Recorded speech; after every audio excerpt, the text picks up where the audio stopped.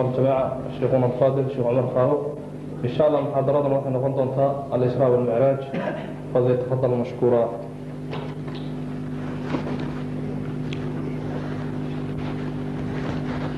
بسم الله والحمد لله وصلاة الله وسلامه على رسوله وحبيبه ومصطفاه وعلى آله وأصحابه وأتباعه ومن والاه، وبعد. معشر الصالحين والصالحات، السلام عليكم ورحمة الله وبركاته. يقول ربنا تبارك وتعالى في محكم تنزيله بعد أعوذ بالله من الشيطان الرجيم: بسم الله الرحمن الرحيم. سبحان الذي أسرى بعبده ليلا من المسجد الحرام إلى المسجد الأقصى الذي باركنا حوله لنريه من آياتنا إنه هو السميع البصير. وحام هذا الله سبحانه وتعالى على إنعامه علينا. nicmooyinka badan ee rabbigeen nagu galladaystay buu ku mahadleeyahay. wa afdaluhaa waxaana ugu qiimi sarraysa nicmooyinka al-iimaan wal-islaam wal-maxabbatu bihimaa walijtimaacu min ajlihimaa. iimaanka iyo islaamnimada iyo jacayl iyaga dartood laysku jeclaado iyo kulmid loo kulmo si laysugu faa'iideeyo al-iimaan wal-islaam. ilaaha nicmadan lagu galladaystay ayaa mahadidaylkeed le. abaabulayaasha casharkan abaabulay iyo qoladan farsamada gacanta iyo ka soo qaybgalayaasha iyo inta codku gaaro oo afkan ku hadasha ayaa iyagana aan khayr ugu ducaynayaa. wabacd, intaa kadib cashirka sida cabduljabaar u sheegay al-israa wal-micraaj ayuu ku saabsan yahay. waxaan uga hadli doonaa sidan soo socota, inaan marka hore tacriifiyo oo aan tilmaamo al-israa wal-micraaj maxaa la yihaa. kow, laba, inaan tilmaamo mowqicuhumaa min addiin. al-israa wal-micraaj xaggee bay diinta uga jiraan. saddex, inaan tilmaamo nabiga calayhi salaatu wasalaam ma jirkiisii iyo ruuxdiisii baa la dheelmay, ma riyooday oo wuxuu ma riyayahay, oo inta jismigiisu yiil Makal Mukarama miyaa naftu soo wareegtay, soo jeed miyuu ku dhacay, mase nabiga oo jiifa calayhi salaatu wasalaam ayaa hawsha la fuliyey. dabadeed waxaan uga gudbo doonaa insha allah goormuu ahaa, xilli mucayana oo la yaqaan miyuu dhacay al-israa wal-micraaj. waxaan uga gudbi doonaa xadiidka al-israa wal-micraaj sheegaya intee riwaayuu ku yimid. dabadeed waxaan tilmaami doonaa intaa kadib wixii nabiga habeenkaa uu la kulmay baan wax ka tataaban doonaa. dabadeed waxaan taaban doonaa insha allah haddaan ummad nahay innaga oo nabiga al-israa wal-micraaj mucjizadaa le aan ummaddiisii nahay maxaa faa'iido ahaan innaga inoo haray waxaan ku gebagabayn doonaa insha allah waxyaalaha ummaddu samayso habeenka isaga ah habeenkay malaynayaan waxyaalaha dabaaldeg iyo digdam ee la sameeyaa diintu maxay ka qabta fa arjul intibaah waxaan codsanayaa dhegaysi wacan inta goobjooggaa hadhow inayan isweydiinin maadaa qaala anifa haddaayay wadaadkii muxuu lahaa soomaal baan idinkula hadlaya cabashadaasaa ii kiinagtaalla marka hore fa arjul intibaah waxaan rabaa in la baraarugsanaado limaada mawduuca kan waa mawduuc muhiim lilgaaya maxaa ka dhigay mawduuca kan mawduuc aada iyo aad daryeel iyo ka sheekayn mudan waxaa ka dhigaya sida looga been sheegay mawduuca oo al-israa walmicraaj kutub baa laga qoray waxaa la ysku rakibay waxaan la aragoo la maqal waxaa la cuskiyey cabdullaahi ibnu cabbaas oo kale marka waa lagama maarmaan rabbigeen wuxuu yidhi subxaanahu wa tacaala falow sadaqu llaha lakaana khayra lahu hadday ummaddu alla u run sheegaan baa u khayr badnaan lahay mar labaad fa arjul intibaa waxaan ku soo dhowaanaya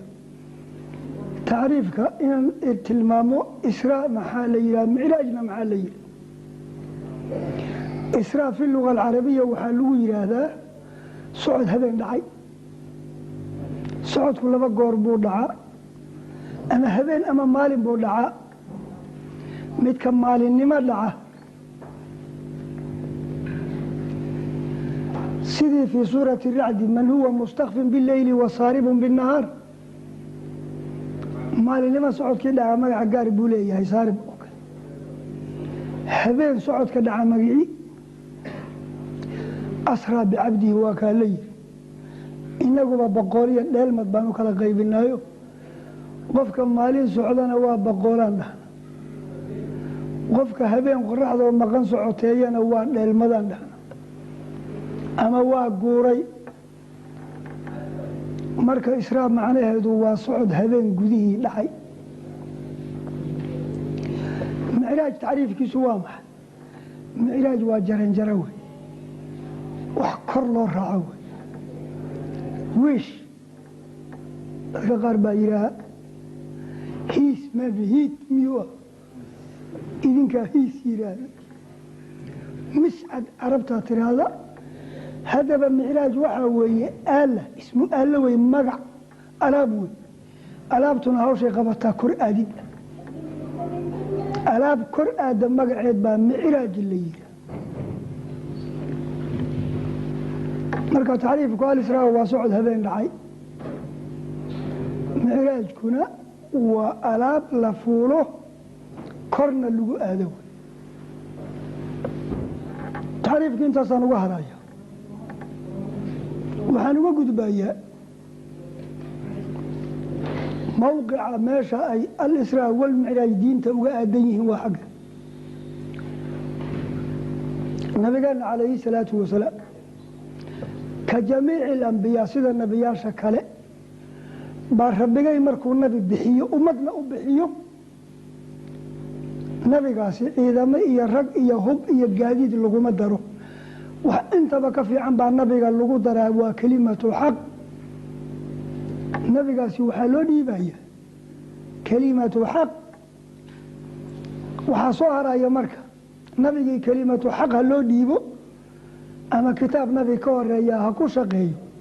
ama isagaba kitaab gaara ha loo soo dejiye markii nabigii la diray kelimatu xaqna lala diro ayaa waxaa loo baahan yahay ummadda nabiga loo diray wax qanciya oo ummaddu ay ku gartaan ninkan loo soo diray caadi inuusan ahayn waxaa dabadeed uhub ah oo rabbi ku ayidaa mucjiza wax la yidhaha mucjizo waa arrin dadka uga banjarisa oo isagaa nabiga alla ku ayiday maahe axad kale hawsha ay ka suura gashaayu ma jiro magaceeda mucjizaa la yidhi haddaba nebiyaasha mucjizadaas lagu taageeray ee nebigana lagu ayiday ummaddaa nabiga loo dirayna lagu qanciyey magaceedana mucjizo la yihaa hadba xilliga nabiga la diray dhaqanada jira mid baabiisa inay noqoto wey idan takhtalifu lmucjizaad waa kala duwnaanaysa xilligii nabi ciise la diray dunida takhaatiir bay ka dambeysay takhaatiirta cuduraday ka noogeen waa qof indhala-aan dhashay ama afla-aan dhashay ama cudurkan barasta la yihaa oy waxba takhaatiir ka qaban waayeen baa nabi ciise daweyn jiray markaa takhtaradii ummadda u sarreeyey buu ka sara maray nabi ciise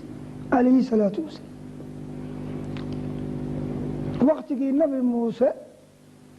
dunida waxaa xukumi jiray falanfallowyaal nimankaasaa laga dambeeyey nebiyullaahi muuse nimankiibuu curyaamiyey nebi maxamed xilligii la diray waxaa jiray afminshaaro gabayaa oo aftahama carabkooda maalaa jiray waxaa lagu dejiyo mucjizo looga dhigay qur-aankan kariimka oo wax fasaaxa iyo warlakooba iyo hadal caddayn kula loolami karaa uusan jirin haddaba mucjizadaas oo rabbi uu nebiyaashiisa ku taageeray ummadaha nebiyaasha loo dirayna lagu qancinayo inuu ninkan nebi yahay lagu tusaayo al-israa walmicraaj qeybtaasay ka mid yihiin markaynu sii wadnana darajada labaad bay al-israa walmicraaj gelaysa oo nabiga mucjizadii rabbigeen ku taageeray calayhi salaatu wasalaam maadaama xilkiisa uu ka weynaa kii nebiyaashii hore oo nebiyaashii horena reere loo diray isaguna adduunka idaylkii loo diray badala maa walaqad arsalnaa nuuxan ilaa qowmih wa ilaa caadin akhaahum huuda wa ilaa hamuuda akhaahum saalixa wa ilaa madyana akhaahum shucayba waid qaala muusaa liqowmihi yaa qowm hadday nebiyaashu risaaladooda reerahay nebi maxamed wamaa arsalnaaka ilaa kaafatan linnaasi baa lagu yiri wamaa arsalnaaka ilaa raxmatan lilcaalamiin qul yaa ayuha nnaasu inii rasuulullaahi ilaykum jamiica marka risaaladiisii caam laga dhigay dunida ideelkeed loo diray baa mucjizaadkiisii laga dhigay kuwa ka badan nebiyaashii ka horeeyey oo dhan idan mucjizada nabiga kowlaba haddii la yihaa kun bay ka badanaysa kun waa ka badanta laakiin waa kale waaweynta afdaluhaa wa acdamuhaa alqur'aanu alkariim baa mucjizadii koobaada lagu caraystay nimankii fasiixada yaqaanay ee xilligaa nabiga noolaa lagu yidhi wain kuntum fii raybin mima nazalnaa calaa cabdina faatuu bisuurati min mili bicashri suwarin min mili qul lain ijtamacat اlinsu waاljinu calى an yaatuu bimili hada اlqur'an laa yaatuuna bimilihi walow kaana bacduhum libacdi daahira iyadaa lambar wana sheikh ibraahim ulaqaani la yihaa oo culamaa lmutakalimiin kamida qasiido buu leeyahay loogu talagalay inay towxiidka tilmaanto jawaaratu towxiid baa la yihaa arrinkan kolkuu ka hadlayay wamucjizaatuhu kahiirat gurar minhaa kalaamullaahi sayid اlbashar mucjizaadka nabiga waana tiro badan yihiin waana wada qiimi badan yihiin ilaahay qur-aankiisana kamida idan qur-aanka baa awalu mucjiza ah wa haani mucjiza waxay noqon al-israa walmicraaj ma jirin horena uma dhicin nabigan isaga inuu samada la aadiyey isaga unbuu ahaa kii samada la aadiyey idan al-israa walmicraaj waa mucjizaadka nabiga lagu galladaystay waana tii labaad xagga qiimiga iyo afdaliyada iyo darajada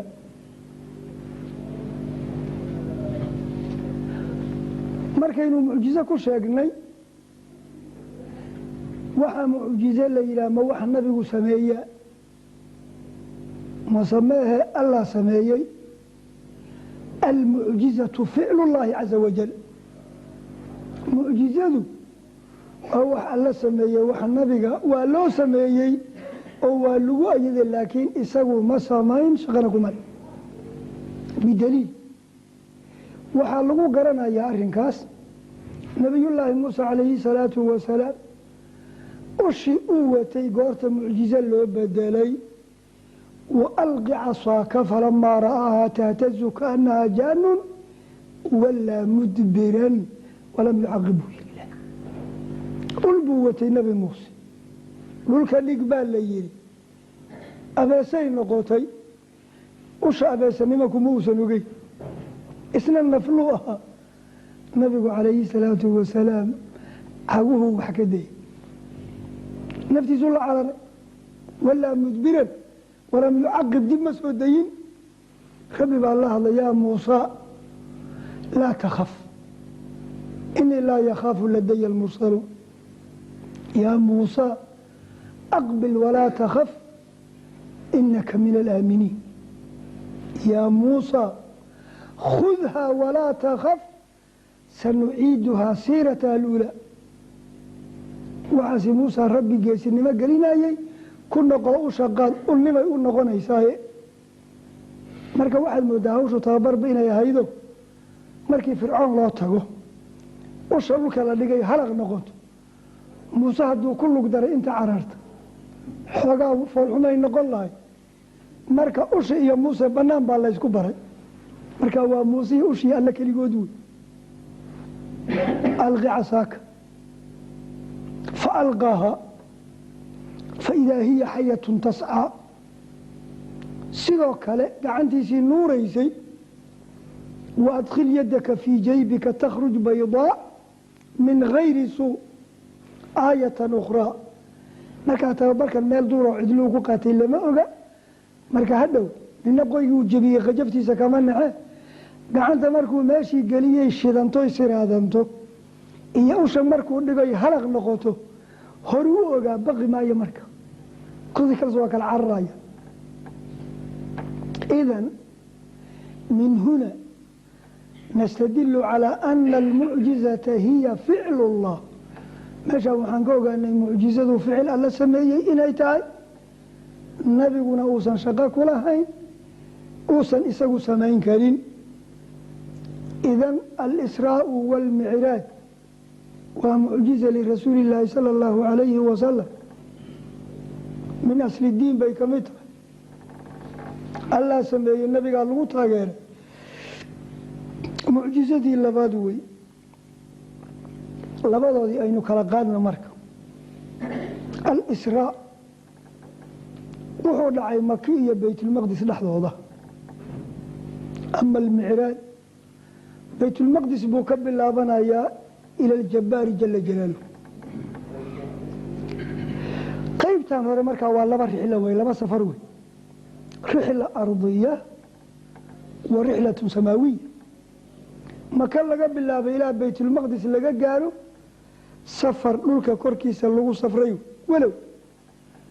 xayawaankii nabiga uu saarnaa iyo socodkiisa waxaan buubidna ahayn ee ka gaabiya dhul socodna ka dheereeya baa lagu tilmaamay waxaa layidhi gaadiidkii nabiga uu fuulay qoobka waxay dhigaysay meesha il araggeeda uu ku dhammaado idan waxaad moodid buubid bay socod uga dhowda il araggeed bay qoobka dhigaysa laakiin waxaan dhulba isku taagin oo buubay maaha alrixlatu alardiya safarka qaybtiisa hore ee dhulka korkiisa ku dhacay qur-aankaa sugay subxaana aladii asraa bicabdihi leyla min almasjid alxaraam ila almasjid alaqsaa qur-aankii baa sheegay qaybta labaad ee samaawiga ah ee fuulidda ah sunnadii baa sugto fii saxiixi albukhaari baad xadiidkii micraajka ku arateen in samaawaadka markii nabiga uu maraayey calayhi salaatu wasalaam waxay marka kala qaadaan culamada qaarkood maadaama isruhu uu ku sugnaaday qur'aanka micraajkuna uu ku sugnaaday sunnaha ninka israha diida iyo ninka micraajka diida hala kala qaado israha ma jira ninka yidhaha maxaynu horeynaa gaal ilaa qur-aan buu diiday micraajka ninka diidaana maxaynu hore faasiq warna dhaaf ardaaliyo wax guman ma tihi ima muuqata tafriiqaas aniga walastu calaa hada ariiq waa isku mid labadooda qofkii diida gaal wey sababtana waxaa wey tafriiqa qur-aanka iyo xadiiska la kala qaadayo waa madkhal shaytaan oo diinta looga soo galayo wey waxaanuu bilowday wakhtiyaalkan dambe oo caqlaaniyiin dad la yihaa oo caqligooda waayeel ka dhigay oo diintii odhanaya caqliga ma gelayso idan caqligooday waayeel ka dhigeen diintiina farac dabagalahay ka dhigeen walcagsu saxiix sida caafimaad qabta waxaa weeye diintaa waayeel ah caqliga qiimigiisa inuu diintii garto wey inuu la loolamo ama hor ordaa ma ah hadduu caqliga diinta garan waayaana caqli maaha nimankii quraysh ee aayooyinkood guursan jiray ee ubadkooda nolosha ku xabaali jiray ee timirta marna cuni jiray marna caabudi jiray ma oran kartaa caqli ma leh muxuuse caqligoodii taray diinka hor caqligana lagama maarmo sababtoa diintaa lagu fahmaa oo xayawaankan maalaayacqilka ah waxaa takliifta looga dulqaaday waxba yan garanay haddaad qur-aanka akridana qur-aanka wuxuu la hadlayaa quluubta caqligu la hadlaa qur-aanka aayaddiina waxaa lagu gebagabaynaya ina fii dalika la aayata liqowmin yacqiluun idan caqliga qiimigiisu waa maxay waa inuu waxyiga fahmo wey goormuu wuxuu dad noqonaya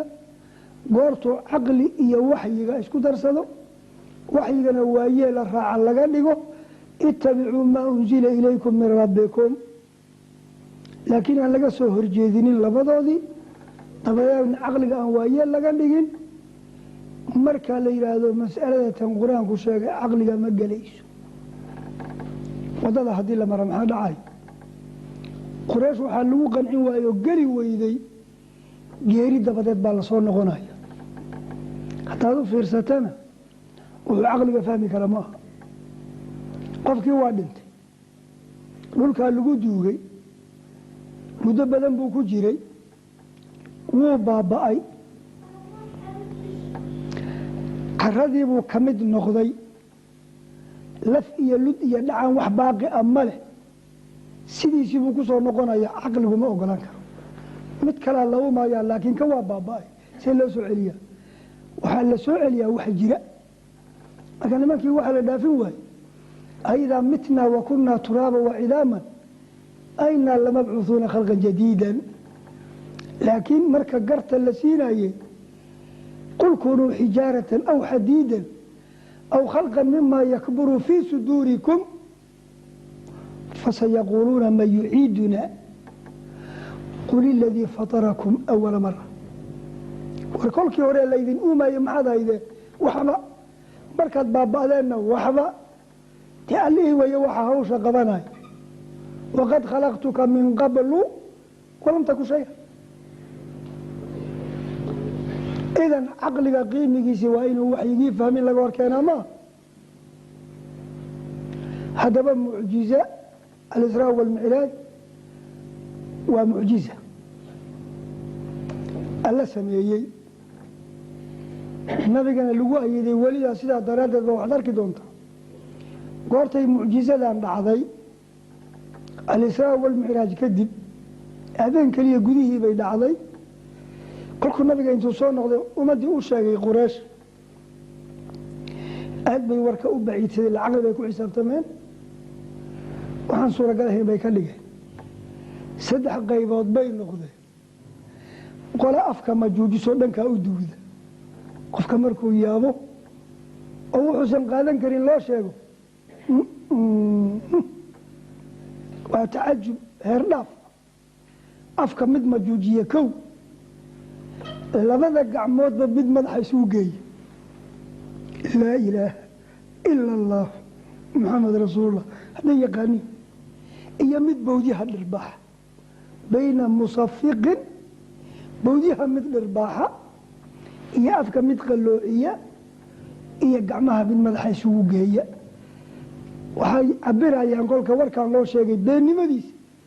iyo been kufacweynidiisa ilaa war horaa laga hayay samaawaadkii intay isu jiraan labada sama dhexdoodaba 500 oo sana loo socdaay samada kaliya tajurmigeeda 500 baa loo socdaa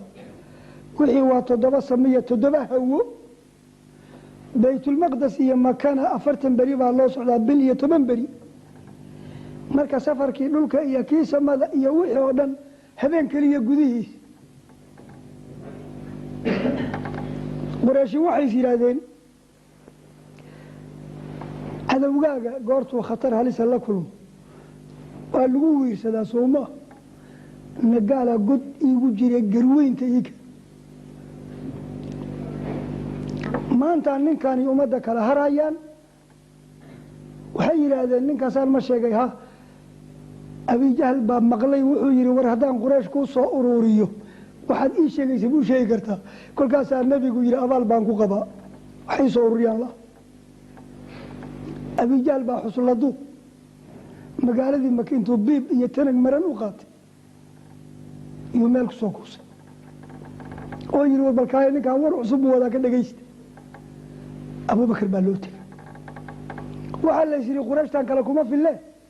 abubakar hal waa ninkii ninkaan laga daba reebi waayay goobjoog ha noqdo wuxuu ku hadlayaa caaw abi jahl waa orday markuu ragii kale ku soo abubakar doonay wuxuu yiri abubakar saaxibka war culus buu keenay kaalay dhageysa buu yiri muxuu yiri buu yiri sheekadii buu sheegay awa qaalaha buu السؤال بويدي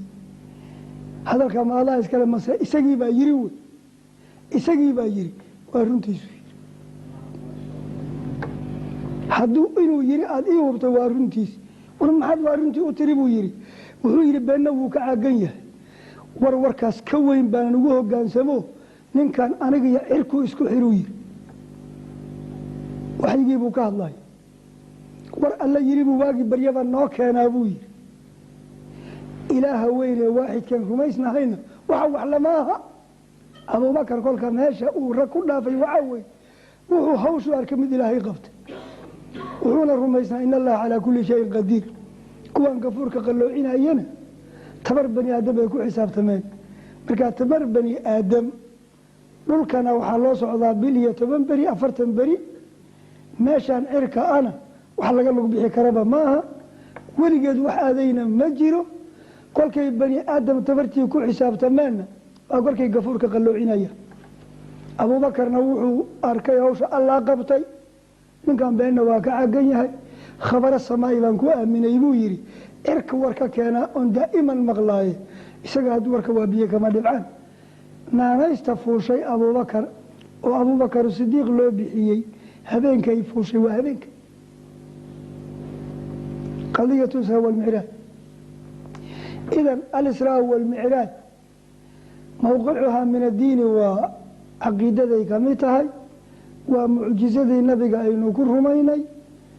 سلاسة قرآن كي حديث كي لبدا أوك لسوغيهين قيبين توضا قيمي ملأ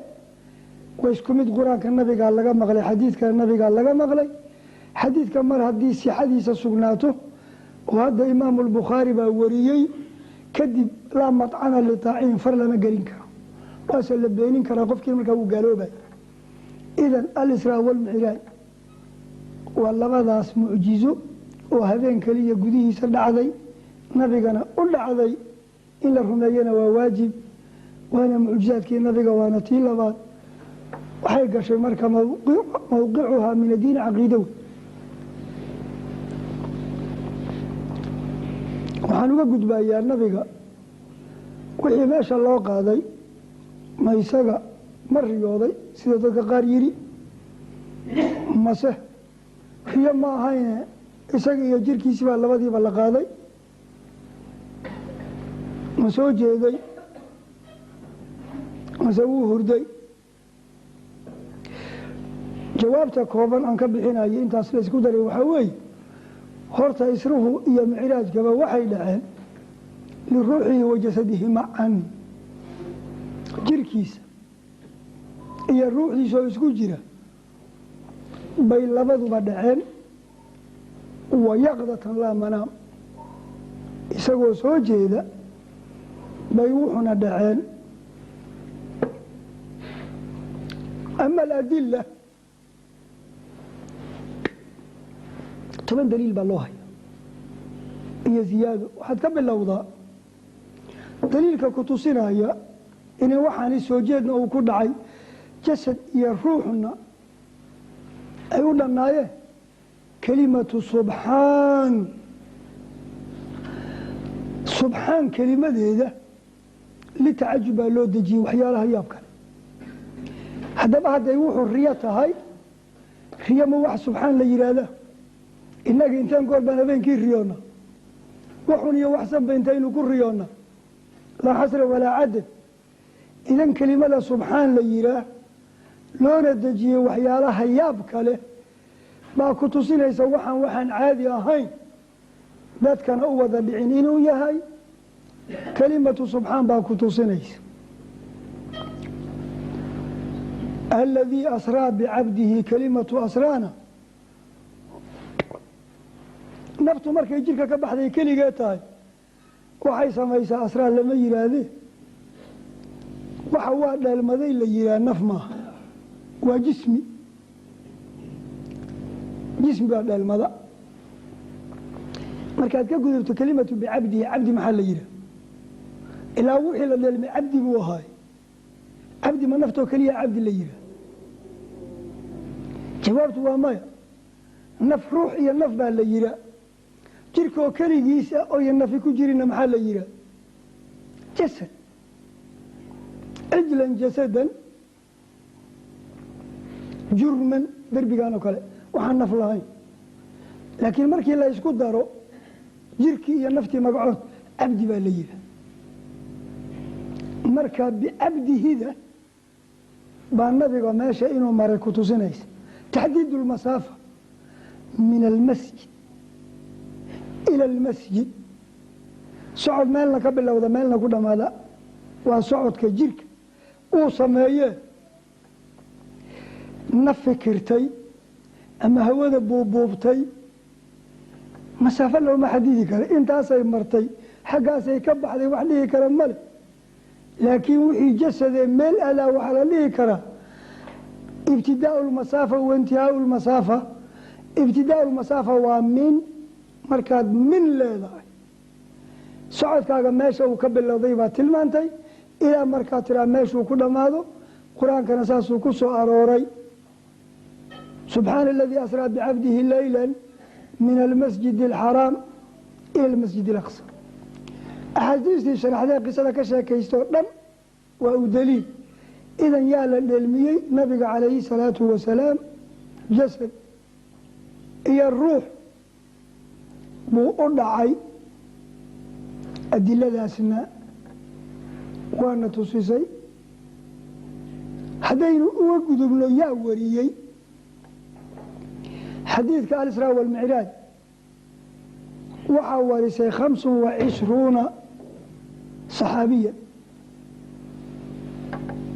25 saxaabi ayaa xadiidka warisay. cumar waa ka mid, cali waa ka mid, anas ibni maalig waa ka mid, abu hurayre waa ka mid, burayda bini yaxsub waa ka mid, asma iyo caaisho ilmo abubakaraba waa ka mid. 25 saxaabi baa xadiidka warisay. idan kii dheeraad ku daray iyo kii wax ka dhimayba 25 saxaabi baa nabiga cabdullaahi bin cumar waa ka mid baa xadiidkan warisay. waxaan uga gudbayaa tacyiinka habeenkaa kuma waha. habeenkaasi 6 qowl baa laysugu khilaafay. lixda qowl waxaa si fiicana kooban u qoray صفي الرحمن مبارك فوري في كتابه الرحيق المختوم قولك كوباد وحوليه نبي لماذا إلا سعوتي أرنتو ومركي النبي عمري سافرت له بحسمي أين هاي بالرمضان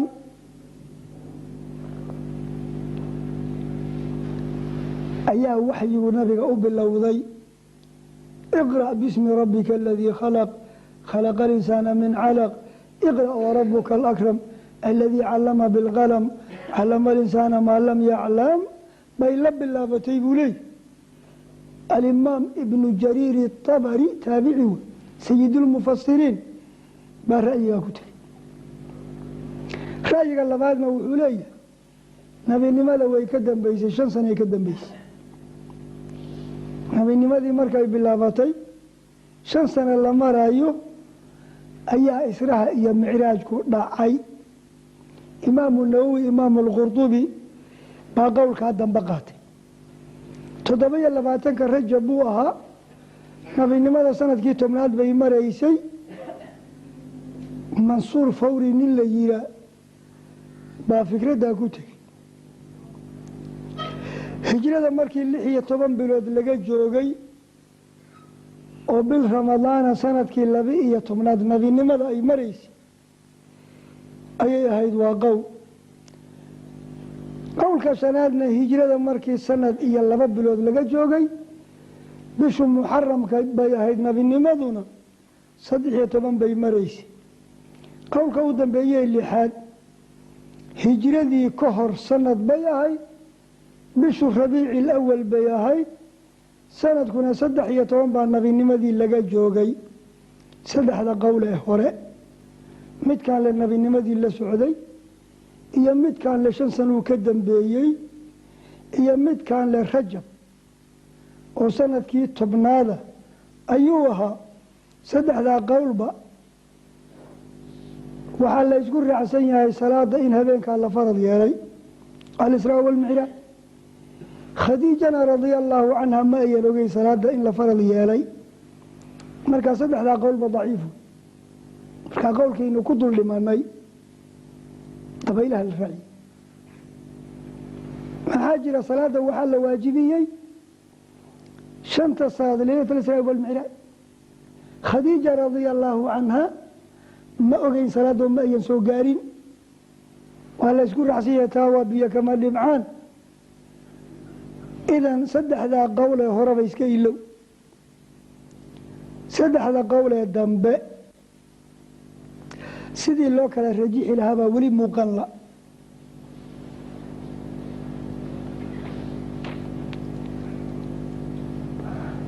إذن وقت هذه معها محدد هبين كالإسراء والمعراج ودعي هبين محددة والله يسكن رحسن يا هاي ماها وهو إلى يومنا هذا اللي يسكن هايسته اللي حقولنا له مركا وحايد من رحلة دي إنا سيولد على دول مره زاد المعاد لابن القيم إن كاسو حجاه ذلك الدين تأله سالي كرم شيئا بونين كان نكسو قاتي وحوليه نبيك سينو رجعنا جيركيسا iyo naftiisa la wada dheelmay xaramka laga qaaday baytul maqdis baa la geeyay gaadiid buu fuulay gaadiidka magaciisa buraaq baa la oran jiray magaceeda wuxuu wehelayahay ama laga soo qaatay meel barqi ilaa waxa weeye socodkeeda aad u degdegayay wuxuu ku qiyaasay wax dameerina ka weyn baqalna ka yar nooca daabada loo yaqaan bay ahayd nooceedu nabiga ka hor iyo kadib midna lama fuulin gaadiid gaara buu ahaa habeenkaas nabiga loo soo diray calayhi salaatu wasalaam waxyaalaad ka fahmaysaa waxaa ka mid a jacaylka loo qabay yeelmadiisa marka haddeer la iskaraamaynayo martida aada loo jecel yahay waa la doonaa laguma suga goobta iyo golaha laakiin martidii mujaamale iyo xoogaa warqad baa loo diraa infito waad imaan kartaa un baa la yiri goortuu yimaad baa meel la geeya iyo nin aqalkiisii laga doonay markuu tilmaamayo wuxuu leeyahay cali abi aalib iyo hebel baan u dhexeeyey xaaladaydu waxay maraysay soo jeed iyo hurdo wax ka dhexeeya macnaha nin dhinaca dhulka u yaal hase yeeshee dareenkiisii uu joogo iyadoo layu kor sheekaysan baan maqlay laleeyahay ayuhum huwa saddex baa isgarba jiiftee kayn ramey waa kay oo markaa malagu leeyahy warmaa midkaa dhexda ku jira wey markaasaa inta lay qaaday baa lay dooxay dhuunta laga bilaabay ilaa gumeerka sidii neef ari oo la solaayo baa la tariiqay wadnihiisa intii meeshii loogu tegay baa la mayray nacasnimoo dhan baa banaanka lagu daray waxbaa lala maagan yahay waxaan loo adkaysan karin iimaan iyo yaqiin iyo dadnimo iyo deganaan baa dhuunta laga keenay xaaladiiba waa la tolay muluq buu noqday dabadeedna faraskoo diyaaruu raacay jibriil baana la jiray marka uu tegay baytulmaqdes waxaa lagu kulmiyey ama loo kulmiyey arwaaxul ambiyaa nabiyaashii baa loo kulmiyey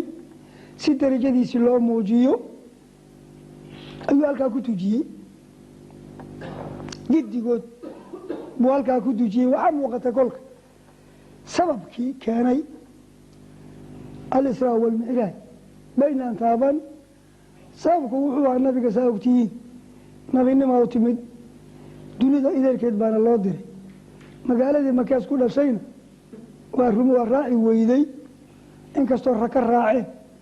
odayaasheedii baa ka soo horjeestay daa'if buu daqaqan ku tegey amay dhaantaa mako way soo dhagax tuurtay kusoo noqodkii maka uu kusoo noqdayna waa loo diiday aad buu u walwalay nabiga war dunidoo dhan baa kuu dhiman oo ku sugaysee daa'if iyo makabase waa kaa hor yimaadeene sidee baad wax yeeli doontaa waxaasaa qalbigiisa laga masxayey dhibaatadii loo geystay markaasaa samada albaabadeediina loo furay intii samada joogtayna ay soo dhoweysay darajadiisiina waa taa la muujiyey oo nabiyaalkao dhan oo la kulmiyey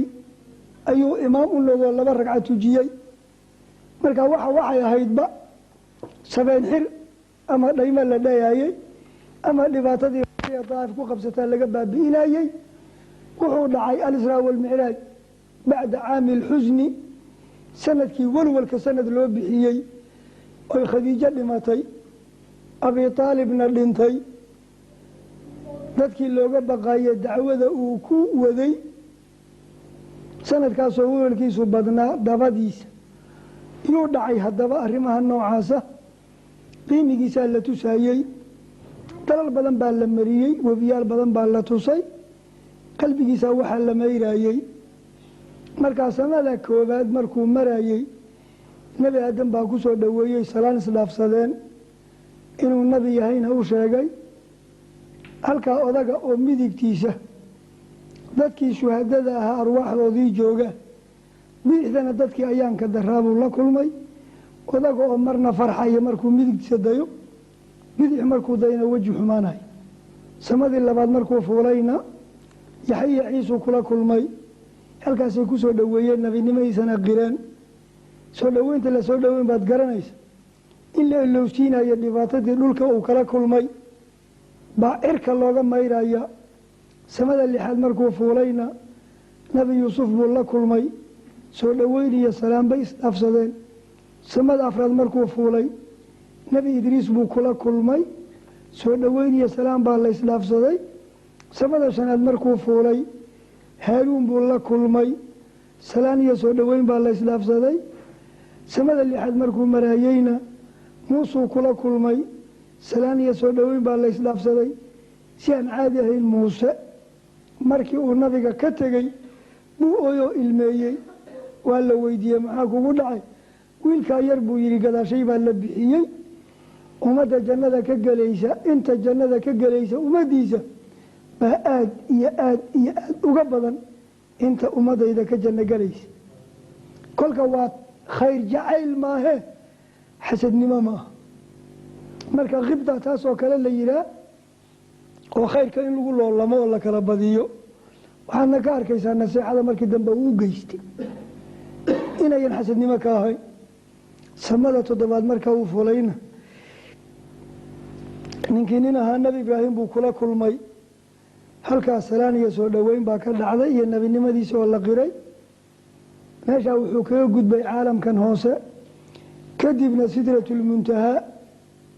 waa geed wixii ka sarreeyaana ma soo dhaafaan waxa ka hooseeyaana koruma gudbaan socodka hore geedkaasi kadib baa baytulmacmuur waa aqal maka ku quman malaa'igta alle ku caabuda yowmiya 70,000 baa aqalkaa ku cibaadaysata dibna uguma soo noqdaan laga bilaabo markii la bilaabay adduunka ilaa yowmi alqiyaama halkaasaad ka garan kartaa malaa'ig tira badnaanteeda maalinkii la taagay ilaa yowmi alqiyaama baa yowmiya 70,000 meesha alle uga caabudaa dibna weligood uguma soo noqdaan intaa kadib nabiga allah loo geeyey halkaas alla ku kulmeen dabadeed 50 salaadood baa markii hore lagu soo waajibiyey markii dambena nabi muuse la tayiyoo ku yiri ummaddu ma awooda allana caawa waa uu ku rabaaye ku noqo muddo doora buu muusoo samada 6 jooga iyo aljabbaar jala jalaaluhu oo samaawaadka ka shisheeya ayuu u kala socday ilaa 50kii lagu soo reebay 5 markaa kadib baa muuse yidhi warshana ma tukan karaane oradoo alla u tagoo nabigu markaa yidhi in badan buu alla igi xishooday hadda anaa ka xishoonayo ku noqon maayo allana uu meeshuu joogay ka yidhi waan saxiixay anigana intaan fududayn karan horaan buu fudaydiyey intaa kadib masalada taabashada mudan baa waxay tahay nabiga rabbigii ma arkay mase ma arag oo indhihii madaxiisa ma ku arkay saxiix muslim wuxuu sheegayaa in la weydiiyey nabiga wuxuuna yidhi nuurun annaa uraah waa nuura see baan u arki karaa macnaha nuur xoog badan ishaadana ka quwo badan ilaa allaahu nuuru samaawaati walardi waa ka qur-aanka yidhi xijaabuhu nuur subuxaatu wejhihi iftiinka wejiga alla ka baxaya arlada iyo adduunka haddii lagu daayo waa dhalaalinaya idan ma xamili karo ma arki karo buu xadiidku u eg yahay qaar baa yidhi waa tacajub allow simuu arkay buu ka wadaa calaa kulli xaal ma sugnaanin madhabkii umuna caaishii ay asxaabta badankeed ku tageen waxaa wey habeenkaa nabiga alla indhihiisa kuma arago maba uu xamili karo laa tudrikuhu labsaar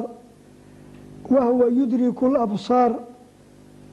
wahuwa latiifu lkhabiir marka ru'yadii ma sugnaan cabdullaahi ibnu cabaas baa sheegay baa la yidhi oo arkay caqiidadan ashcariyada baa qabta inuu nabiga alla arkay laakiin iyaga naftoodii maxay yidhaahdeen xataa ra'aa nabiyu rabban kalama min gayri kayfin wainxisaarin wuu arkay laakiin habkuu arkayna ma yaqaan aragna kuma koobin idan ma arkin usoo macnihii maaha xataa ra'aa nabiyu rabban kalama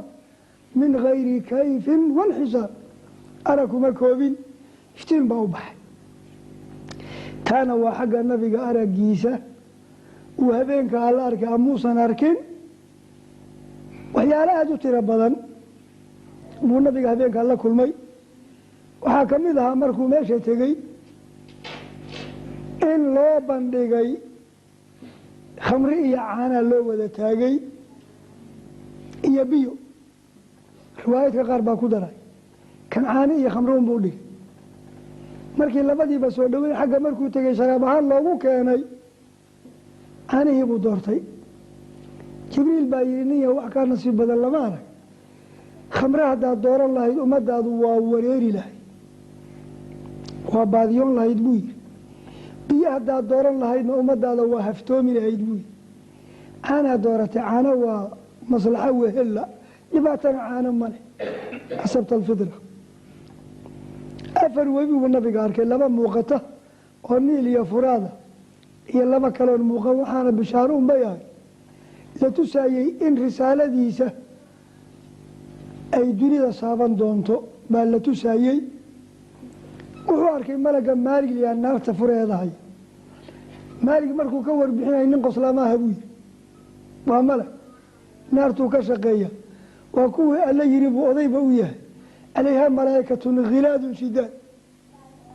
marka khilaad iyo shidaad khilaadku waa jirka qallafsan oo naxariis laabayaaloo xoog badan oo dadka la calaabayo xilligoodii markii la gaaro 70 kun baa laysku xiraya gacantan bidixuu ku qabanaya 70 kunna waa laysku xiraya gacantan bidixuu ku qabanaya marka 140 kun buu mar ku galaatinaya khilaadun shidaad ma qoslabaa nabigu yidhi calayhi salaatu wasalaam waa markuu arkay malaga cajaa'ibta le waxyaaluhu nabiga arkay waxaa ka mid a afartaa wey buu arkay malaga naartana wuu arkay qolada agoonta xoolaheeda gardarada ku cunta wuxuu arkay iyagoo bishimo geel leh bishimahoodii inta la dheerdheereeyey bishimo geel laga dhigay baa naar dooliye la eg ama jiir afka loogu tuuraya gabal naara oo dooli la eg iyagoo bishimo waaweyn baa gafuurka looga dhufanaya dabadoodu ka baxaya wuxuu arkay nabigu qolada ribada cunta oo intay calooshuu baxday gurigan sartaan la ekaatay calooshii kacakufayo nuuxsan la calooshii baan loo talin karin qur-aankuna wuu tilmaamay aladiina yaakuluuna ariba laa yaquumuuna ilaa kamaa yaquumu aladii yatakhabatuhu shaytaanu min almas marka inuu kucuu rabaa meesha ka dhaqaaqo calooshii walayska ka badatay bal kusoo dhufanaysa kolka maanta o dhan kacakuf buu ku jiraa sidii qof waalan oo kale wuxuu arkay dadka sinaysta oy hor yaallaan hilib urayo caato ah iyo hilib buuran oo si fiican loo kariyey oo intay kii fiicnaa dhaafeen kii xumaa cunaya wuxuu arkay haween naasooda dhirirka ka bateenoo xarka inta laga dhigay jirkooda lagu xirxiray markuu nabiga weydiiyeyna jibriil wuxuu ku yidhi waa haweenka intay suuqa galaan oy ilmahan reerka ka dhalan la yimaadaan dabadeedna odagoo miskiina ku naboo yidhahda adiga dhalay wuxuu nabiga arkay waxweyna la qabtay markaa isaga uu meesha marayay baa qureesh safar ay leedahay ayaa aaday baytulmaqdes qoladii buu dul maray isagoo la wado wuu oonaayo biyo meel yiil xoogaa buu ka cabay wuuna u daboolay kolkaa faras riti baa ka lumay ritigii meeshuu joogu uu tilmaamay way heleen ritigii soo noqodkiibuu haddana soo dulmaray wuxuu u sheegay xilligay magaalada soo galayeen qoraxda soo bixideeda iyo safarkiinni baa magaalada maka ku kulmaayuu yidhi waxaana u horeeya ritiga tilmaantaale iyagoo aada u jeclaa wuxuun inay ku beenoobaan bay safrihii ka hor baxeen isu taageen jidkii looga imaanayay baytulmaqdis dabadeed goortay yimaadeen qoraxdiina waa eegayeen safarkiina waa eegayeen soo bixidii qoraxdiiyo safarkii imaatinkiisaa kulmay wataa qoraxdii safarkiina wakaasaa la yihi inay daqiiqi isdhaafaan waa jeclaayeen ritiguu tilmaamay baa u horeeya markii dambe waxay ku xujeeyeen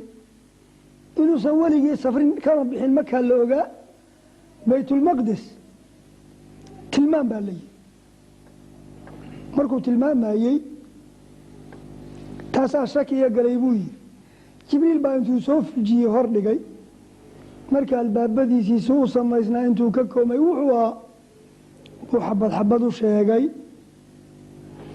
waxay waayeen waxay nabiga ku celiyaan oo yidhahdaan waxaasuu ku been sheegay meeshaa waxaa ka muuqata murti aada u culus murtiduna waxaa wey nabiga intii ka horeysay dunida waxay wadaadnimo uga dambeysay yahuud xil wareejin bay hawshu ahay labadan xaram oo midkaan maka ku yaal ilaa kan madiine hijradii buu ku soo bixi doonaa xaramkan maka ku yaal iyo midkaan baytulmaqdes ku yaalana labadaba nabi ibraahim baa dhisay markaa xilkii nebi ibraahim ayaa ninkan habeenkaasuu la wareegayey xigmaa ku jirtay marka meeshaa in la geeyey meelaha badanna la mariyey sharaftiisii baa calayhi salaatu wasalaam meeshaa alle ka muujinayey waxaad arkaysaa markii nabigu calayhi salaatu wasalaam isrihii iyo micraajkay u soo dhammaadeen baycatulcaqab uu bilaabay qoladii madiine joogtay xaramkii saddexaad baa samaysmaya ayuu ballan la galay sanadkii hore 6 bay ahaayeen sanadkii xigayna 12 bay ahaayeen sanadkii saddexaadna 75 dhowr dumar tahay dabadeedna waa la guuray dowladdiina waa la sameeyey madiina munawara ayaa lagu sameeyey marka isrihii iyo micraajkii kadib buu nabiga hawlihiisiina la wareegay dowladdiisiina sameeyey dunidii marka qaybsanayd baa isugu dhacday nabinimadii reer ahayd oo dhan buu keligii la wareegay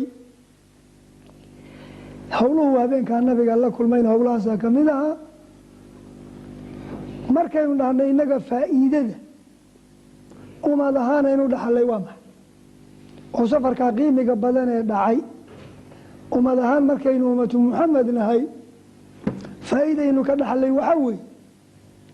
asalawaatu alkhamsu faa'iida muuqata salaadan qiimiga badan ee ah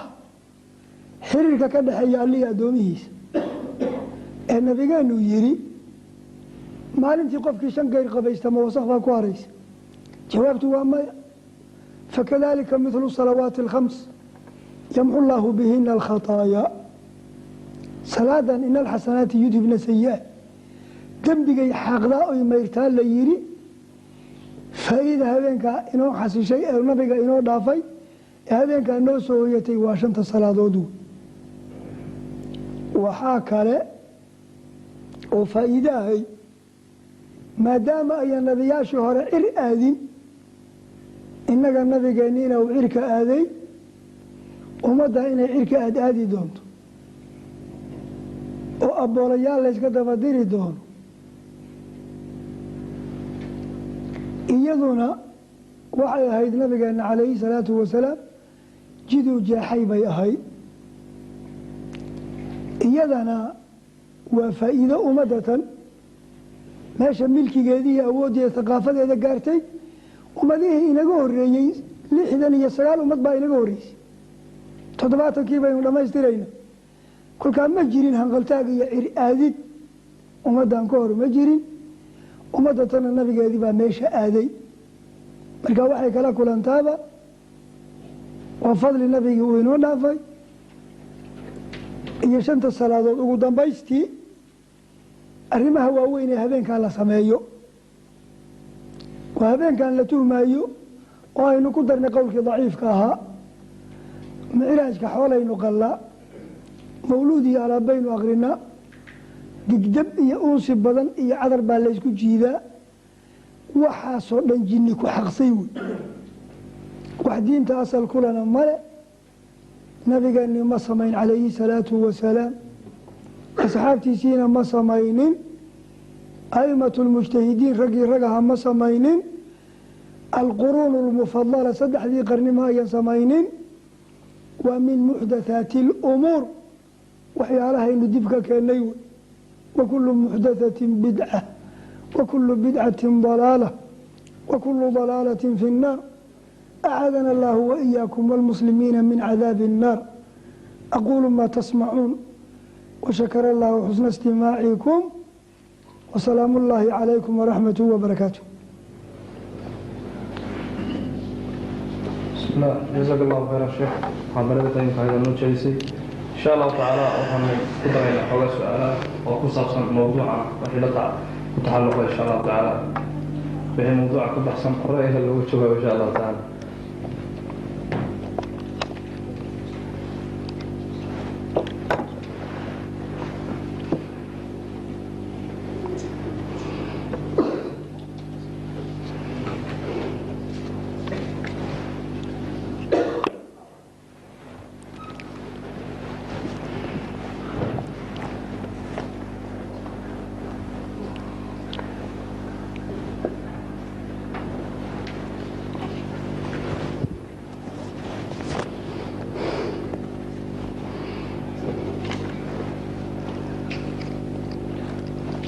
سائلكان sheekhu wuxuu leeyahay maxay diintu ka qabtaa haweenka xilliga la gaaro laylatul micraaj in dadka Soomaaliyeed ay habeenkaas si aad ah u xusaan iyagoo isla dhacay hilib iyo xalwad su'aasha koowaad waataynu ka jawaabnay qodobkii u dambeeyay bay ahayd wax ka jira oo jira ma jiraanin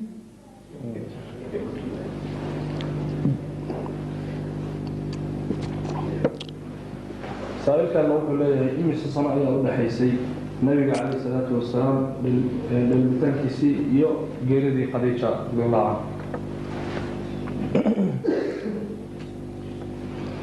sanayaal uma dhaxaynin bila iyo maalmo maahe wax weyn uma dhaxayno waxaynu isku xirnoon qaraabaynay sanadka Khadiija dhimatay magaciisa aamal xusni baa la yiraahdaa sanadkii walwalkii iyo murugada 3 bilood waxaa kala dambeeyay Khadiijiyo Abu Talib markuu geeriyooday Khadiijana geeriyootay nabiga wuxuu ku gabanayay buu waayay waa lagu fuudaaday ardaashi baa ku soo baxsatay haddii qowska nabiga ay xoogaa raashina karsanayaan inta ay sugayaan ay guriga ku jiraan baa qori iyo lafiya calalo laga buuxin jiray dhaygood marka ay dhibaatadii ku badatay nabiga oo Taa'if aadoo ka soo noqday Taa'ifna aad loo soo geestuuray oo lagu dhibay soo noqodkii dambe isku soo noqday Makana loo diiday oo uu ku soo galay kafaala uu nin gaala leeyahay ba al-Israa wal Mi'raaj dhacday kolka xusnigii baa laga gaaray marka inay isku sanad yihiin baa suuragal ah wabillahi tawfiiq سائلكان wuxuu leeyahay sheekh maxay diintu ka qabtaa haddii aan ka qayb galo xaflad lagu xuseeyo nabiga sallallahu alayhi wasallam iyadoo hilib iyo caano la isla dhacayo maxay noqon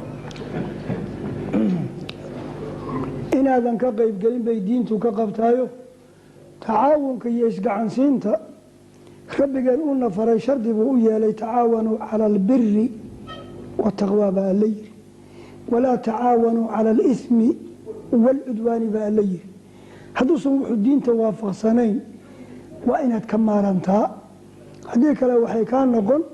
min baabi tacaawun cala alismi walcudwaan dembiga qaabdaraad gacan siisay waxaa nabigeenu yidhi calayhi salaatu wasalaam xadiidkaa ku artan riyaad saalixiinka laa tusaaxib ilaa mu'minan walaa yaakul طacaamaka ilaa taqiyun nimaan mu'min ahayn waxaa ku darsan meel baas yuusan kaala dhicine cuntaadana qofaan alla ka baqayn ha siinin yuusan dembi ugu xoogaysanin wabilaahi towfiiq سائلكان wuxuu dalbanayaa sheekh inaad noo ducayso in ilaahay ummadda Soomaaliyeed dhibaatada iyo daadadka iyo musiibooyinka ku lug leh in ilaahay ka qaado oo nagu diinteena alle noo socdiyo اللهم احفظ أهلنا وأموالنا وبلادنا من جميع الآفات والأمراض والبلايا وثبت أقدامنا وانصرنا على القوم الكافرين اللهم ارفع مقتك وغضبك عنا اللهم ارفع مقتك وغضبك عنا اللهم ارفع مقتك وغضبك عنا ولا تسلط علينا بذنوبنا من لا يخافك ولا يرحمنا يا رب العالمين اللهم ولي أمورنا خيارنا ولا تولي أمورنا شرارنا اللهم اكفنا شر الظالمين وسلط الظالمين على الظالمين واجعلنا من بينهم سالمين allahuma inaa nasaluka ridaaka wاljanna wanacuudu bika min sakhatika wاnnaar wsali اllahuma wslama wbaaraka calى nabiyina muxamadi waaalihi wasaxbi ajmaciin. saa'ilkan sheekh wuxuu leeyahay maxay ku kala duwan yihiin xadiisul qudsiga iyo qur-aanka oo ah qowlkii alle? su-aal muhima wey. awalan xadiisul qudsiga iyo xadiidka nabowiga ah aan idin kala tilmaamo waa muhim in labadooda la kala ogaado, kadibna qur-aanka iyo qudsigaan kala farqinayna. xadiidkan qudsiga ah lafduhu wa macnaahu min allahi caza wajal, qur-aankuu la mid yahay, dhadhankiisa iyo xuruuftiisa isagoo sidiisaa baa nabiga loo keenay. nabigu markaa waa raawi, nabiga markaasi sida axaadiista ay saxaabta uga warisoo kale buu xadiidkan qudsiga ah nabiga rabbigii ka warinayo. laba cibaaraad la isticmaalaa marka qudsi aada maagantahay inaad soo daliiliso, inaad tidhaahid qaala rasuulu llaahi sala allahu calayhi wasalama fii maa yarwiihi can rabbihi. qaala rasuulu llaahi sala allahu calayhi wasalama wuxuu yihi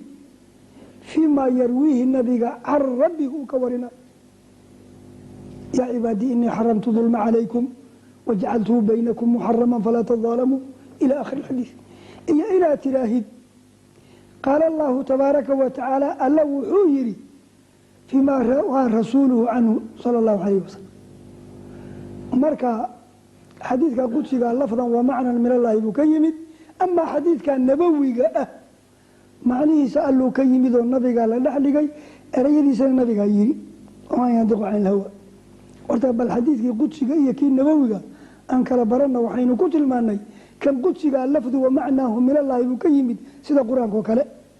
amaa midkaa nabowiga ah macnihiisa min allaahi buu ka yimid oo xadiidka nabigu waa waxyi ilaa allaa yihi wamaa yandiqu can ilhawa in huwa ilaa waxyu yuuxa. lafduhuna waa min arasuul sala allahu calayhi wasalam. qur-aanka iyo qudsiga maxaa u kala farqi ah? wax badan baa u kala farqi ah. awalan qur-aanku siduu u dhan yahay tawaatur buu ku sugnaaday, laakiin qudsiga laga yaaba inuu axadba ku sugnaado. wa haaniyan qur-aanka tasixu salaatu bihi waa lagu tukan karaa, xadiidka qudsiga asi laguma tukan karo. xadiidka qudsiga salaad kuma tukan kartid, qur-aanka siduu u dhan yahay baad salaada ku tukan kartaa.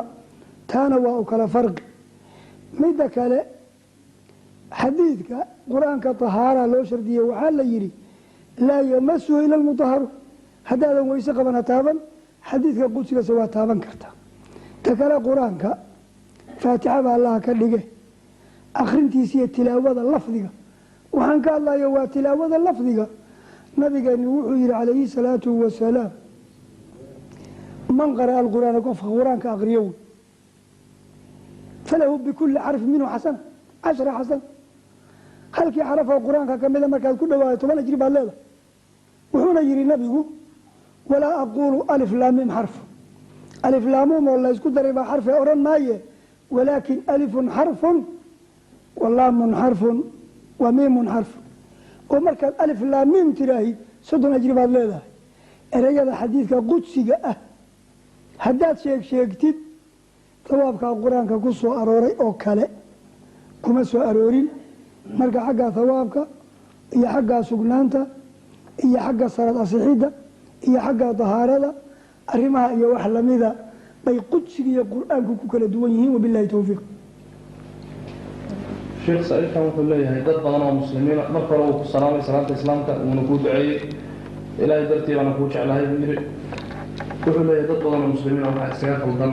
qowmiyadda iyo wadaniyadda qadiyadda falastiin iyo yahuudda. waxay dad badan oo muslimiina u arkaan inay ku kooban tahay yahuudda iyo falastiin iyo in dhulka falastiin. marka wuxuu leeyahay kale baytulmaqdis, dad badan waxay arkaan inuu baytulmaqdis ka dhexeeyo muslimiinta kiristaanka iyo yahuudda siday iskaashiinta gaaladu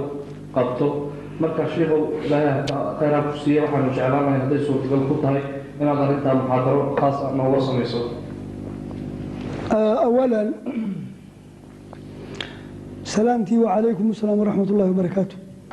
ducadii walaka midlu dalik, jacaylkii axabaka allah aladii axbabtanii liajli intaa kadib qudus waxay ka mid tahay meelaha muslimiinta agtooda qiimiga gaarkaa kale oo waa meeshii habeenkii nabiga la dheelmay la maray waana uula alqiblatayn xataa maka ka hor bay qiblo ahayd waana thaani alxaramayn thalith alxaramayn madiina ha noqoto ama intay madiina kii labaad noqoto isaga kii saddexaad ha noqdo kolka waa meel muqadas oo muslimku leeyihiin oo ka dhaxaysa weeye qoladan yahuudda asal wadanka waa u ahaayeen laakiin markay gaaloobeen oy caasiyaal noqdeen ayay iyagiina dayacmeen marka meeshu waa sidaas quds waa meel muslimiinta ka dhexaysa oo muslimiintu leeyihiin muslimiintuna waa ka ilaahay inama almu'minuuna ikhwa yiri cadaan iyo cajami iyo carabiya waxba ka soo qaad male nabiguna waa ka almuslimu akhulmuslim yiri muslimiintu meelay joogaanba waa walaalo aalaamtoodii iyo aamaalkoodana way isdhibaysaa jihaadkuna goorta muslimiin la qabsado farducayn buu noqdaa wain istansaruukum fi diini facalaykum annasru dhibaatada meesha ka timid falastiinta kolka hore dayacantay oo muslim toosan noqon weyday oo xiriirkii iyagii rabbigood u dhexeeyey meel uga dhacay aad baan u naxay goorta laygu yihi falastiin nafteeda baa yahuud iyo kiristaba le weliba cadad aad u badan nisbo yaroon qaadan waaye baa muslimiinta lagu sheegay falastiin marka iyagoo filistiin ah aslan bay nasaarna leeyihiin yahuudna leeyihiin caasiyaalkana waa ku badan yihin sida odayadoodoo kale marka dhibaatada meesha looga yimid iyagaa nimanka dayacadda iyo dulliga lahaa ugu dambaystii cashir gaar a naga sii iyagaa ina siinaya waa joogaan falastiintii iyagaa cashirada noocaasa ina siin doono aniga iga fara dhuubane anigaan cashir soomaali idin siiyo annagaa maanta falastiinna ka liidane annagaa bedelay oo dagaag iyo dawarsi iyo darxumo ku nool marka cashirkaas waxaan ka dhigayaa soomaaliya haddii alla yira qoladan falastiinna iyagaan ka dalban doonaa waa yimaadaan meelaha rag baana ka jooga iyagaan ka dalban doonaa wabilaahi towfiiq saailkan waxaan ku weydiinaya sheekh masixidda qofka ma la masixi karaa buu leeyahay sharabaadada khafiif ah ma la masixi karaase mase waxaa la masixi karaa kuwa adag keliya haddii sheekh ay dulduleelaanna ka waran buy sidaan u fahmay su-aasha awalan sharaabaayada ma la masixi karaa haa waxaan jeclaan lahaa inaad aragtaan kitaab amiir اlmu'miniina fi اlxadiid fi lwaqti اlxaadir uu qoray sheekh naasir اdiin اlalbani xafidahu اllah wuxuu u bixiyey kitaabu lmasxi cala alkhufayni waاljawrabeyn lugaha waxaa la geliyaa waa dhowr jawrabka lagu sheegayo mara caadi oo lagu wareejiyey wey khufkuna waa midkan aynu qabniya kii hore asalka ahayo dalka turkiga laga helaa magad weeye adag shuruudo ma anzallah biama suldaan bay fuqahada dul saareen waxay yidhaahdeen waxaan xilligaa saxaabtaba la heli karin yuusan duleelin maxalul waajibka ha qariyo biyaha yayan ka dulbixi karin marka diintan islaamka waa diin asalkeedaba fudayd ku salaysan wey nabigana markuu nala hadlaayey wuxuu nagu yidhi yasiruu walaa tucasiruu bashiruu walaa tunafiruu rabbina wuxuu yihi wamaa jacala calaykum fi diini min xaraj culaysba laydinma dul saarin rabbigeen yuriidu llaahu bikum اlyusra walaa yuriidu bikum اlcusra rabbigeen wuxuu yuriid illaahu an yukhafifa cankum wakhuliqa linsaanu daciifa rabbigeen subxaanahu wa tacaala diinteenna diin fudud buu ka dhigay in qofkuu istaagga ku tukado hadduu geli waayo fadhiga haddii kale jiifka uu ku tukado haddii la xanuunsado ama la safro in salaaddii 2 ragcad laysugu keeno soonkii layska furo marka diintu khataar maahe diin baari ahoo macaanka iyo fiicanta ka badatay wey wamaca daalika takliifna waa jirtaa inaad khamro 2 gadow keento tira in allaha kafuur raxiim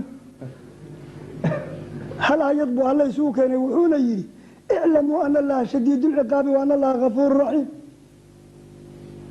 ina rabbaka la sariicu lciqaabi wa inahu lagafuuru raxiim nabi cibaadii anii ana algafuuru raxiim wa ana cadaabii huwa alcadaabu alaliim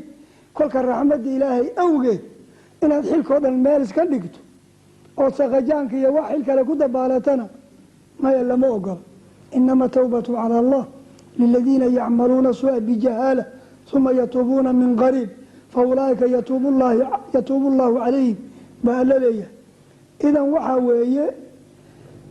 khufaynkay ku saabsanayd hadduu duldulaalana masaxa hadduusan duleelinna masaxa haddaad rabtaan mas'alada inaad ka dharagtaanna fiqhu sunna lisayd saabiq fiiriya minhaaji lmuslim liabii bakr iljazaa'iriyi fiiriya masalada bitawasul aad uga helaysaan marka walaasiya maa dhulkan aad joogtaan idinka weeye dadkii loo dooray shareecaduna waa mawduuci adigoo hadda duhurkii qabaysto weyse qaatoo lugahaaga dhaqay kabacdina geliyey sigiisyo lugahaagoo sidii isaga nadiifan wax gaarin mar labaad dhaqidda saad yeelaysa waa dhaqan yihiinbe duhurkii baad dhaqday nadiifna waad ka dhigtay sigiisyaad gelisay sidii bay nadiif u yihiin mar labaad fujiyo dhaq waxaan howlahayn ma kordhin waxba ha fujinine 5 salaadood korkaa ka masaxay iska tuko haddaad sidanadoo kale socoto tahayna 15 salaadood 3 maalmood iyo habeenadeeda shareecadanu marka waa mawduuci takaaliifta yaan la tuurin waxaadna ogaataan ilaahay subxaanahu wa tacaala wuxuu jecel yahay ruqsaduu noo ruqsay inaan la nimaadno siduu u jecel yahay cazaa'imta xadiis baa ku soo arooray ina allaha yuxibu an yutaa rukhasuhu kamaa yuxibu an yutaa cazaa'imuh wabilaahi towfiiq saaxiibkan wuxuu leeyahay sheekh waxaan rabaa inaad iga sheegto siduu nabigu u tujiyey calayhi salaatu wasalaam ambiyada asagoo aan ugu waajibin 5 salaadood laba ragcadood oo sunno uu tujiyey salaaduu tujiyey farad ma ahayn laba ragcadood oo sunno ahay ulajeedadana isaga imaamnimadiisa lagu muujinayay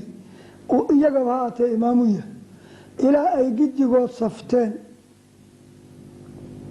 dabadiisu ay ku tukadeen waxaa taa iiga daran haddaad i weydiin lahayd sababtay dhinteen maa muxuu tujiyey alxamdulilaahi maad weydiinin anna waxaan ku oran lahaa maaqaan baan ku oran lahaa markaa madh horay dhinteen ma arwaaxdoodii baa loo keenay waa suuragal ma oo arwaax keli mase iyagiibaa jismigoodii waa suuragal waxyaalaha qur-aanka ku xusan waxaa ka mida was'al man arsalnaa min qablika min rusulina ajcalnaa min duuni raxmaani aalihata yucbaduun kolkaa inuu nabi ciise iyo nabi muuse shir gaara la galay oo yihi muuse iyo ciisow dadkiinni baan wada nool lahay waxil iyo waxaraarna waa sameeyaan idinkayna idin cuskiyaana maxaa ka jiray oo la yidhi intaad adiga u sheegtay waa saxa ee waxay wataan waa been diintii muuse iyo ciise ay la yimaadeen ahaydna injiil iyo towreedna way bedeleen kolka waxaa weeye laba ragcadood oo sunno ayuu tujiyo lagu muujinayey inuu imaamulbashari jamiican yahay wabilaahi towfiiq saailku wuxuu silay sifadeeda wax noogu sheegi karaa sidaas salaada sifadeedii maaqa wabilaahi towfiiq saail kale wuxuu leeyahay sheekh waxaad nooga warantaa ictisaalka can nisaa ictizaal yani guur la-aan haddaad u wado casli haa in qofkii intii la lugooyo la walaaqo goortay wareerta laga dhilqiyo kadib dhacaankii banaanka lagu daadiyo lisababin ma ilmaha miyaa la diidaya waxaan qabaa horta taa inay dhibaato maxdaata kolka horeba maa iska daysidkaag dhawaashadeeda oo deganaanteeda u dhaafti laakiin aljawaab hadday ogoshahay iyada hadday ogoshahay inta la wareeriyo in haddana loo gembiyo hadday raalli tahay dhibi ma jiro wabilaahi towfiiq